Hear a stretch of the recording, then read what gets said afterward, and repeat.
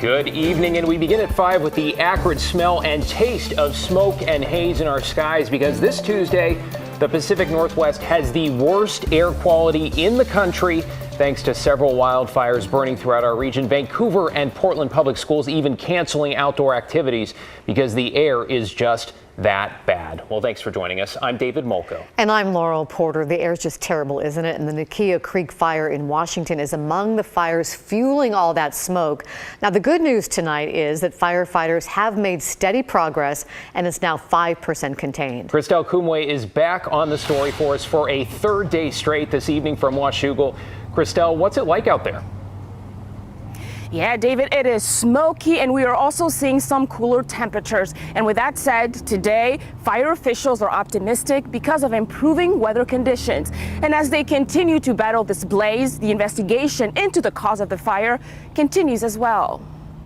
The Clark County Sheriff's Office wants you to take a look at this video. Taken around 3:30 on October 9th from Larch Mountain. In it, you can see a white or light-colored Subaru parked in a clearing of trees. It's 2 females, 2 males in it, and as he described it, the fire marshal described it, they are possibly shooting pyrotechnic devices, was what the person who was taking that video of the scene thought. You can see smoke coming up nearby, and officials believe the people were possibly shooting fireworks. Officials have said the fire started around 3:45 that day. They are looking to identify the 2 men and 2 women who were seen by witnesses there for more information. As they look to talk to them, there is good news on the firefighting front. Today we're bringing in an estimated 140 extra resources.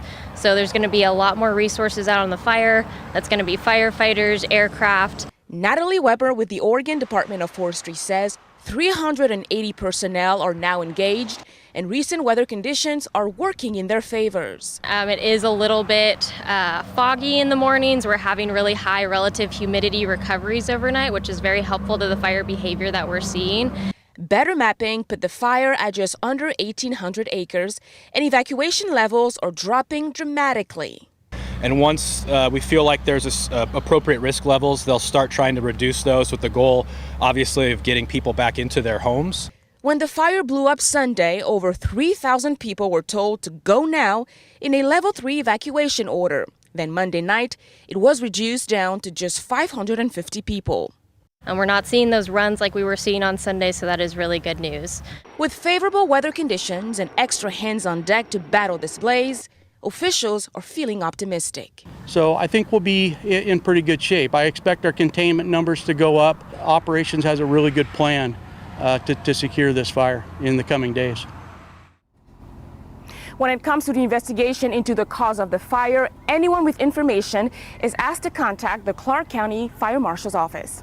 David, Laurel. Thank you, Christelle. Let's bring in Chief Meteorologist Matt Zaffino now. Matt, really disheartening to hear the cause of this may be fireworks here. Yeah, you know what? We haven't had lightning in a long, long time. So, I mean, the suspicion has been for really since it started that it was human caused. I mean, there was really no other mechanism, nothing logical that would point to natural causes. And you're right, David, that is very disheartening to hear, especially since we know the Eagle Creek fire from 2017 started the same way. Okay, in Portland, it is smoky out there. Now, the smoke and the fog thinned out. We have hazy sunshine, 71 degrees, but the air quality certainly suffering because of all the smoke. So the air quality warning extends south of Eugene, clear up through the Canadian border, and continues now until 6 o'clock on Thursday. And I'll show you why in a minute, but it's going to be that long before we really get a wholesale changeover of our air mass and move all of this smoke out. There may be a little improvement tomorrow, which would be great. See the red dots here indicating unhealthy air as according to the air quality index. A little bit better as you go south and west, and it's good at the coast. It's even good in the gorge because they're upwind of the fire. So the air quality out towards Hood River and beyond is doing okay. You can see the fog we had here, and it was an interesting mixture of smoke and fog. And in fact, the smoke likely helped to make the fog thicker because the smoke, of course, made up of little particles. Well, that acts as condensation nuclei for the fog itself. So again, it was just a murky mixture here in the valley. You can see the fires burning in Clark County, and that smoke just continues to pour into the region. Now, we picked up light onshore flow today as the fire managers discussed. That brought us higher humidity, which is great. But look at the smoke model. The blue is the smoke, right? It's right over the valley. This is tomorrow on Thursday afternoon, but it is going to get pushed farther to the west a little bit before it gets pushed completely out to the east on Thursday night and Friday when the winds come in from the coast and we get some stormy weather. So staying smoky tonight and Wednesday. Light east winds tomorrow may mean a little less smoke, but still it won't disappear. Not until later Thursday or Friday when the winds come in from west to east and we begin to get the rain. And we'll talk about that rain a little later, guys. Back to you. Thank you, Matt. And we have a reminder to stay up to date on the wildfire situation. All you have to do is text the word wildfire to 503-226-5088, and we will send you a link for the latest information.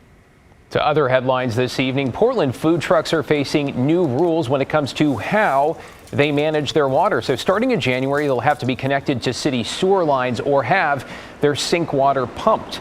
Blair Best walks us through a change that has been in the works for years. It's these tubs or wastewater cubes that the county is trying to do away with, since they can pose a health and safety risk. Now instead, they're trying to get food carts and food cart pods to hook up to sewage, which can be expensive. Now another option is to have these tubs emptied on a regular basis. But again, that's an added expense. Cleaning by hand, all part of a day's work in a food truck. So wash the dishes, wash everything we wash. But where that water goes, it's bad water. Yeah. Now a concern for county health officials. So this is the tank for whatever water we wash, dishes, we wash everything. So that's for bad water. Food trucks like this one on Southwest 3rd and Harvey Milk don't have sewer hookups. Instead, they store the dirty water in this wastewater cube, which must be emptied weekly for $80. It's more money for us. That's expensive. We don't need that. In 2019, the Oregon Health Authority implemented a new rule saying food truck carts and pods can no longer store wastewater. It's to cut down on spills, which create health and safety risks. Sometimes we have a car back into a cube and the wastewater will just take over the entire parking lot. Jeff Martin runs the county's environmental health department. He says wastewater cubes were meant to be temporary, but in many cases, they've become permanent. Wastewater that's being generated from these mobile units are full of debris that can attract rodents. They can, when breaks do happen, they contaminate the stormwater drains, which go into the Willamette. Food truck owners have until January 1st to either hook up to a sewage line or have their cubes emptied regularly. If not, they could face fines or be shut down. I just feel bad for the newbies because I've been doing this for 10 years, so I've had time to get all these systems and processes dialed in. The food truck owners in this Northeast pod are some of the lucky ones. And fortunately, we're directly connected to city systems, both for gray water and fresh water, so we don't have to deal with that. We're trying to look for some place that had like sewage because we knew how difficult it was. But that's not the case for many other local food trucks. There is some frustrations with this, and that's why we've been, working on this for the last 3 years and really trying to notify everybody. Now again, the deadline for these new sewage rules is January 1st. If customers see food trucks that aren't in compliance, they should contact the county's environmental health department. Blair Best, KGW News. Tonight we're hearing from a Vancouver woman whose husband died from injuries he sustained in a crash. The crash happened about 9:30 on the night of October 1st near Northeast St. John's Road and 99th Street in Clark County. Family tells us Jerry Plato was driving for DoorDash when his vehicle was hit and flipped by a Corvette that may have been street racing at the time. Jerry was partially ejected and pinned by his own car. He had to be extricated. He was rushed to the hospital where he died a few days later. Jerry leaves behind a wife, 4 kids, and 16 grandchildren. It's horrifying, and I keep waiting to wake up. But I don't think there's a word that can even describe the loss that myself and my whole family feels. He was very, very involved with the kids, and especially the grandkids. He did special things with all of them, and so it's pretty hard to take, especially in a senseless way that it happened. Detectives know the driver who is behind the wheel of the Corvette involved in this crash. In fact, criminal charges are coming, but they're looking for the driver of a second vehicle seen in this blurry photo. We're told this may be a Jeep Grand Cherokee Trackhawk. If you recognize this vehicle or know anything about the case, you're urged to contact the Clark County Sheriff's Office.